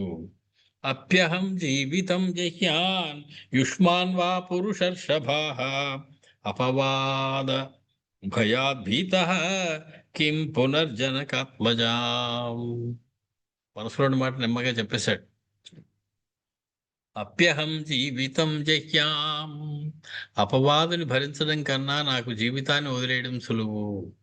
నాకు జీవితం తృణప్రాయము అపవాదంతో బతకడం కన్నా, కాబట్టి దాన్ని నేను వదిలేస్తా. మరి మా సంగతి ఏమిటన్నయ్యా అంటాయేమో. యుష్మాన్ వా పురుషర్షభాః, మిమ్మల్ని ముగ్గురిని కూడా దూరం చేసుకోవడానికి నేను సిద్ధంగా ఉన్నాను. నాకు అపవాదుని భరించేటువంటి ఆ, ఓపిక మాత్రం లేదు. అపవాద భయాద్ భీత, అపవాద భయం అనేటువంటి భీతితోటి కిం పునర్జనకాత్మజాం, అవసరమైతే సీతమ్మని దూరం చేసుకోవడానికి కూడా నాకు ఎటువంటి ఆ సందేహము లేదయ్యా, ఎటువంటి సంకోచము లేదు. అపవాదంతో మాత్రం నేను జీవించలేను. అపవాదంతో నేను రాజుగా ఈ సింహాసనం మీద కూర్చుని ప్రజలని పాలించలేను. ఎందుకంటే మా ముందు తరాలు వాళ్ళందరూ కూర్చునేటువంటి సింహాసనం అది. అటువంటి సింహాసనం మీద ఎంతో పవిత్రమైనటువంటి చరిత్ర కలిగినటువంటి పెద్దలందరూ కూర్చున్నారు. దిలీప్ మహారాజు, మాంధాత్ర చక్రవర్తి, వీళ్ళందరూ పరిపాలించినటువంటి కకుత్సుడు, వీళ్ళందరూ పరిపాలించినటువంటి కూర్చుని పరిపాలించినటువంటి ఆ అద్భుతమైనటువంటి సింహాసనం మీద అపవాదంతో నేను కూర్చోలేను. దిలీప్ మహారాజు ఒకళ్ళ ఇద్దరా, ఎంతెంత మంది ఆ రాజులు, ఒక్కొక్కరు నారాయణ మూర్తులు. అటువంటి వాళ్ళు కూర్చున్నటువంటి సింహాసనం అది. అపకీర్తితో ఉండి కూడా నేను ఆ సింహాసనాన్ని పట్టుకు వేలాడుతూ దాని మీద కూర్చుంటానా? కాబట్టి అప్యహం జీవితం జిజ్ఞాం త్వం వా సీతే స లక్ష్మణాం, ఇచ్చిన మాట కోసం అవసరమైతే నేను నా జీవితాన్ని నిన్ను లక్ష్మణుని కూడా వదిలేస్తానని ఆనాడు అరణ్యంలో చెప్పిన ఆయన ఇప్పుడు చెప్తున్నారు. అప్యహం జీవితం జిజ్ఞాం, లక్ష్మణుడు ఒక్కడే కాదు, యుష్మాన్ వా పురుషర్షభా, లక్ష్మణుడు, భరతుడు, శత్రుఘ్నుడు ముగ్గురు వదిలేస్తారట అపకీర్తి కోసం. అపవాద భయాద్ భీతః కిం పునర్జనకాత్మజాం, ఇచ్చిన మాట తప్పవలసి వస్తే తన ప్రాణములని, సీతమ్మని, లక్ష్మణుని మాత్రం వదిలేస్తారు. అపవాద భీతితోటి తన ప్రాణముల్ని, సీతమ్మని, భరతుణ్ణి, లక్ష్మణుణ్ణి, శత్రుఘ్నుడిని కూడా వదిలేస్తారు. అంటే ఆయనకి ఆ ఇచ్చిన మాట కన్నా కూడా విలువైనది అపవాదం లేకుండా జీవించడం అనేది, అపకీర్తి లేకుండా జీవించడం అనేది ఎంత ప్రాముఖ్యమో ఆ రోజుల్లో. ఆ వ్యక్తిత్వము లేదా చరిత్ర లేదా శీలము అనేది ఒక మహారాజుకి ఆలోచించాలి. ఆ ఆ శీలం సరి అయినటువంటి వాడు లేనివాడు అందులో కూర్చోవడానికి అవకాశం లేదు. నా శీలం మీద, సీతమ్మ శీలం మీద మచ్చ ఒకటి పడింది ఇప్పుడు. కాబట్టి తస్మాత్ భవంతః పశ్యంతు పతితం శోకసాగరే, నహి పశ్యామ్యహం భూతం కించిత్ దుఃఖమతోధికం. ఇంతవరకు నాకు ఎన్నో కష్టాలు వచ్చాయి, ఎన్నో బాధలు పడ్డాను. రాజ్యం పోయింది, నా మీద అపవాదు వేశారు, ఆ నేను అబద్ధం చెప్తానేమో, అరణ్యానికి వెళ్తానో వెళ్ళడో అనుకున్నారు. అన్నిటినీ నేను గెలిచాను, అన్ని చోట్ల నేను గెలుచుకుంటూ వచ్చాను. ధర్మానికి, సత్యానికి లోబడి ఉన్నాను నా జీవితం మీద. దానికోసం, ఆ ధర్మాన్ని పాటించడం కోసం రాజ్యాన్ని దూరం అయ్యాను, తండ్రికి దూరం అయ్యాను, తల్లులకి దూరం అయ్యాను, భోగాలకి దూరం అయ్యాను, చివరికి నా సీతమ్మకి దూరం అయ్యాను.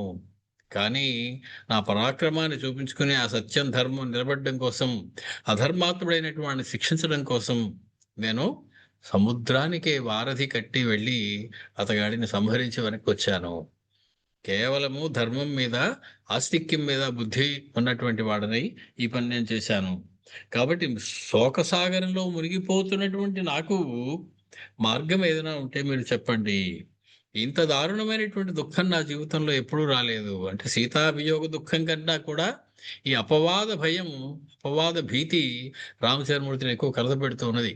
కారణం, ఈ అపవాదం వల్ల వచ్చినటువంటి మత్స ఇక్ష్వాకు వంశం మొత్తానికి రాబోతూ ఉన్నది. తను ఒక్కడికే కాదు, అంతకుముందు పరిపాలించినటువంటి రాజులందరికీ, దశరథునితో సహా అందరికీ అపవాదం చుట్టుకోబోతూ ఉన్నది.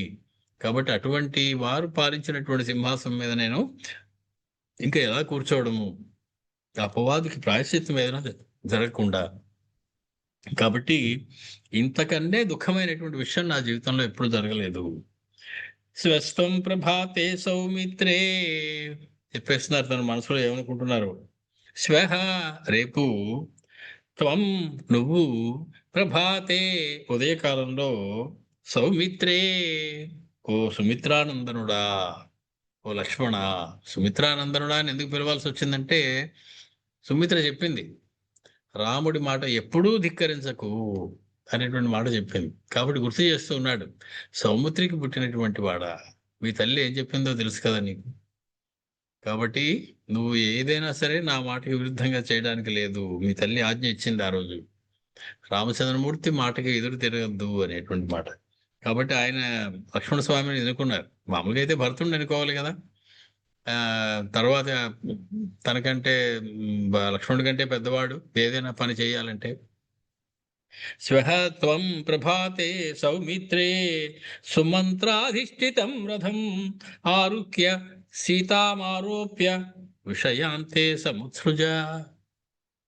కాబట్టి లక్ష్మణ, రేపు ఉదయాన్నే నువ్వు సుమంత్రుడు తీసుకొచ్చినటువంటి రథం మీద ఎక్కి సీతమ్మను కూడా ఎక్కించి విషయాంతే సముత్సృజ. విషయము అంటే దేశం అని అర్థం, ప్రదేశము అని అర్థం.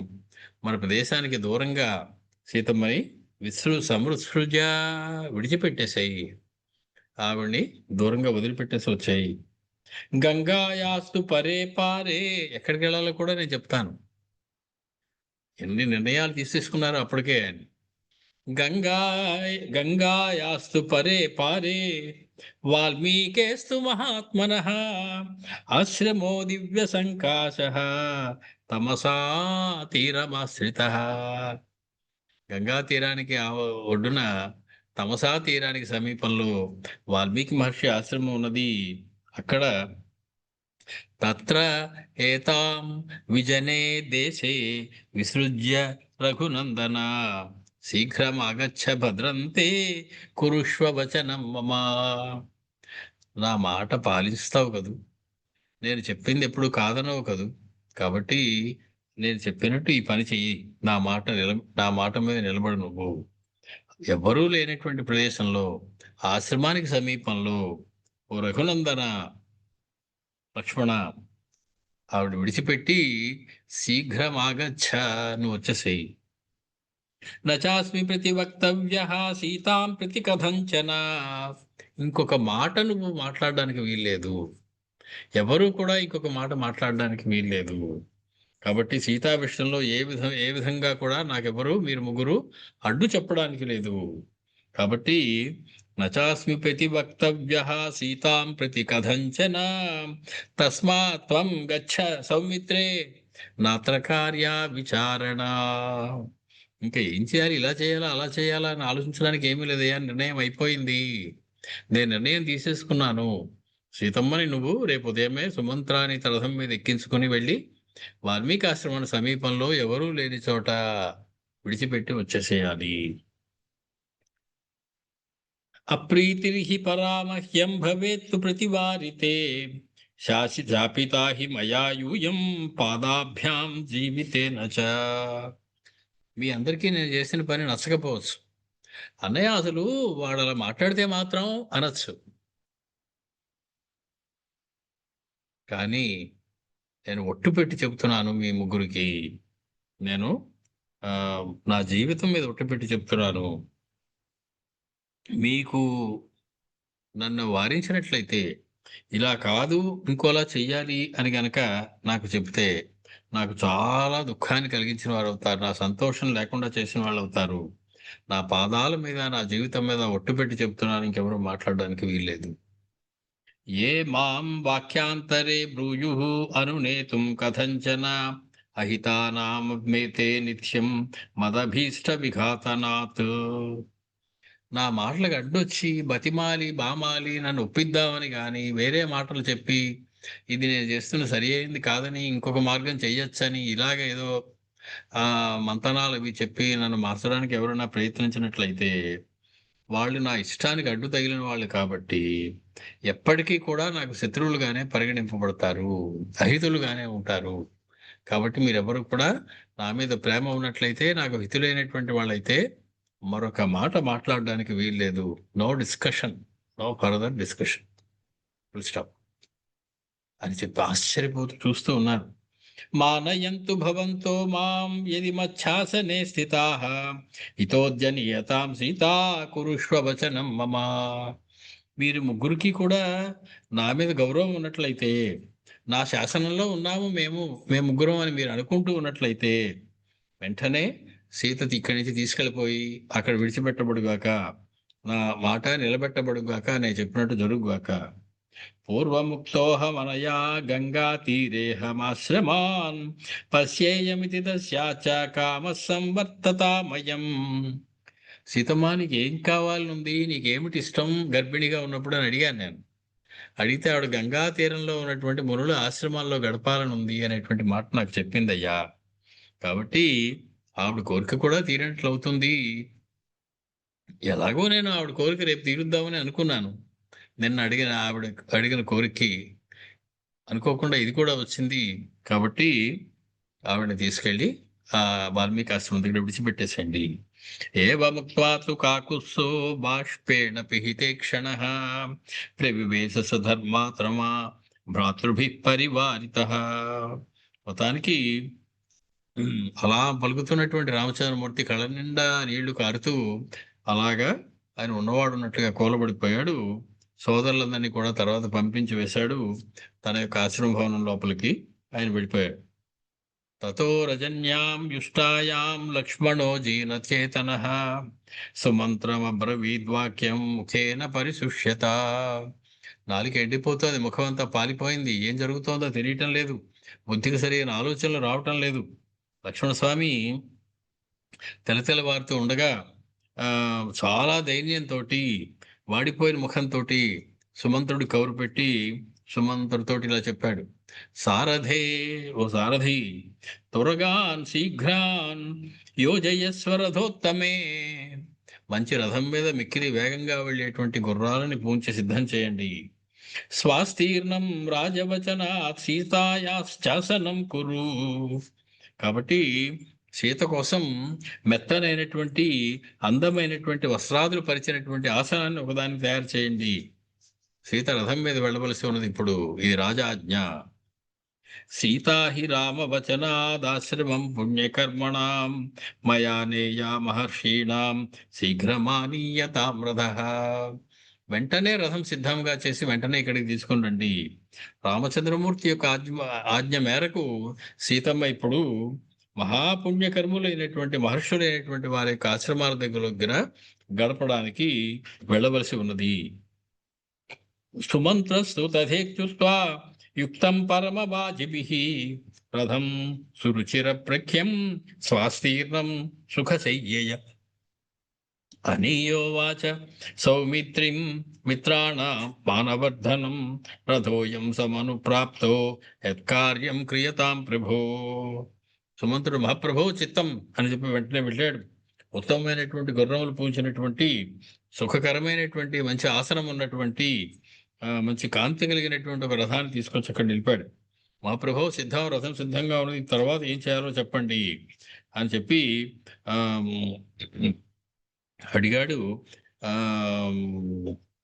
సుమంత్రుడు లక్ష్మణస్వామి.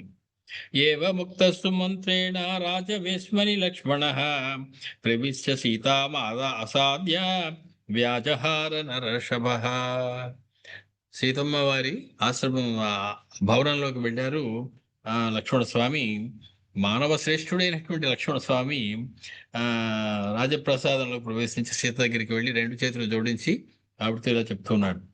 త్వయాఖిలేష నృపతిర్వరం వై యాచిత ప్రభుః నృపేణ చ ప్రతిజ్ఞాతం ఆజ్ఞాప్తాశ్రమం ప్రతి. అమ్మా తల్లి, నువ్వేదో ఆశ్రమాలు చూస్తానన్నావుట కదా, అది నీ కోరిక అని చెప్పావుట కదా. మహారాజు గారు ఆజ్ఞాపించారు నన్ను నిన్ను తీసుకెళ్లి ఆశ్రమాల్లో దింపేసిరమ్మని అని చెప్పి నువ్వు రాజుగారు వరం కోరావుట. రాజుగారు కూడా నీకు అలాగే నీ కోరిక తీరుస్తానని ప్రతిజ్ఞ కూడా చేశారట. కాబట్టి నిన్ను ఆశ్రమానికి తీసుకువెళ్ళి అక్కడ దింపేయవలసిందిగా నన్ను మహారాజు ఆజ్ఞాపించారు. గంగా తీరే మయా దేవి ఋషీణామాశ్రమాన్ శుభాన్ శీఘ్రం గత్వా తు వైదేహి శాసనాత్ పార్థివస్య సహ అరణ్యే మునిభిర్జుష్టే అపనేయా భవిష్యతి. కాబట్టి ఓ సీతమ్మ తల్లి, రాజుగారి ఆజ్ఞ ప్రకారం నేను గంగా తీరంలో ఉన్నటువంటి పవిత్రమైనటువంటి రమ్యమైనటువంటి ఋషుల యొక్క మునుల యొక్క ఆశ్రమాల దగ్గరకు శీఘ్రంగా నేను తీసుకుని వెళ్తాను. నిన్ను అక్కడ నివసించడం కోసం అక్కడ నేను దింపివేసి వస్తాను. ఏవ ముక్తాతు వైదేహి లక్ష్మణేన మహాత్మనా ప్రహర్షమతులం లేభే గమనం చాప్యరోచయత్. మునుల ఆశ్రమాల దగ్గరికి ఎప్పుడు వెళదామా అనుకుంటేటువంటి సీతమ్మ తల్లి మిక్కిలి ఆనందంతో, సంతోషంతో గబగబా సిద్ధమైపోయింది. ఆ సుమంతుడు తెచ్చినటువంటి రథం ఎక్కి ఆ మునుల యొక్క ఆశ్రమం దగ్గరికి వెళ్ళడానికి. వాసాంసి మహార్హాణి రత్నాని వివిధాని చ గృహీత్వా తాని వైదేహి గమనాయోపచక్రమే. గబగబా సర్దేసింది, పెట్టెలు సర్దేసింది, సామాన్లు సర్దేసింది, రకరకములైనటువంటి మంచి పట్టు చీరలన్నీ తీసింది, రత్నాలు తీసింది, వాటన్నిటినీ కూడా సిద్ధం చేసుకుంది. వెళ్ళడానికి సిద్ధపడింది. ఏమిటండి అక్కడికి వెళుతూ ముని ఆశ్రమాల్లోకి వీటి పనే ఉంది అంటే, ఇమాని ముని పత్నీనాం దాస్యామి ఆభరణాన్యహం. మునిపత్రులందరికీ దానంగా ఇచ్చేస్తాను ఈ ఆభరణాలన్నీ కూడా, నా ఆభరణాలన్నీ కూడా ఇక నుంచి వారు ధరించాలి. వస్త్రాణి చ మహార్హాణి ధనాని వివిధాని చ. ఈ ధనములన్నీ కూడా, ఈ వస్త్రములన్నీ కూడా నేను మునిపత్రులకి సమర్పిస్తాను.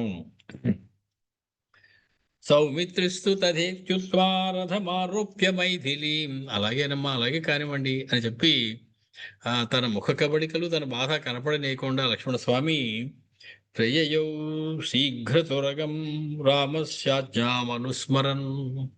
రాముల వారి ఆజ్ఞ మేరకు మిక్కిలి వేగంగా వెళ్ళేటువంటి గుర్రాలు పూచినటువంటి ఆ రథం మీద వనాల్లోకి, వాల్మీకి ఉండేటువంటి మునియాశ్రమాల దగ్గరికి బయలుదేరారు. రథం అలా వెళుతూ ఉన్నది.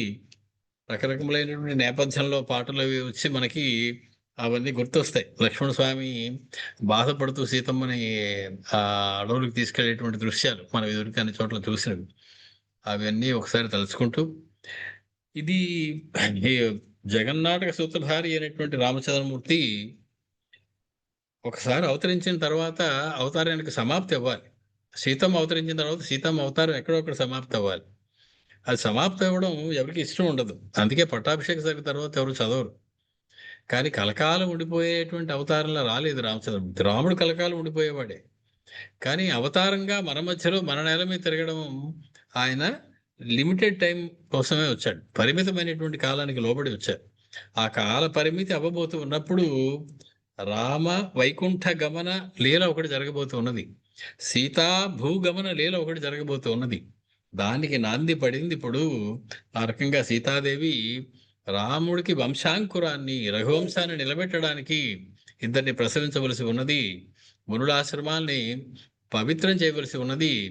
ముని కన్యలతోటి, ముని పత్నులతోటి విహరించవలసి ఉన్నది. ఆ ఆనందంలో ఆవిడ కొన్నాళ్ళు ఉండవలసి ఉన్నది. దానికోసం జరుగుతున్నటువంటి వ్యవహారం ఇది. కాబట్టి మనం ఈరోజు ఉత్తరకాండ యొక్క 46వ సర్గలో ఉన్నాం. 46వ సర్గలో 12 శ్లోకాల దాకా పూర్తి చేసుకున్నాం. 13 శ్లోకం నుంచి మనం మళ్ళీ ఆదివారం నాడు కలుసుకున్నప్పుడు మాట్లాడుకుందాం. మంగళం కౌసలేంద్రాయ మహనీయ గుణాత్మనే చక్రవర్తి తనూజాయ సార్వభౌమాయ మంగళం. వేదాంత వేద్యాయ మేఘశ్యామల మూర్తయే పుంసాం మోహన రూపాయ పుణ్యశ్లోకాయ మంగళం. స్వస్తి.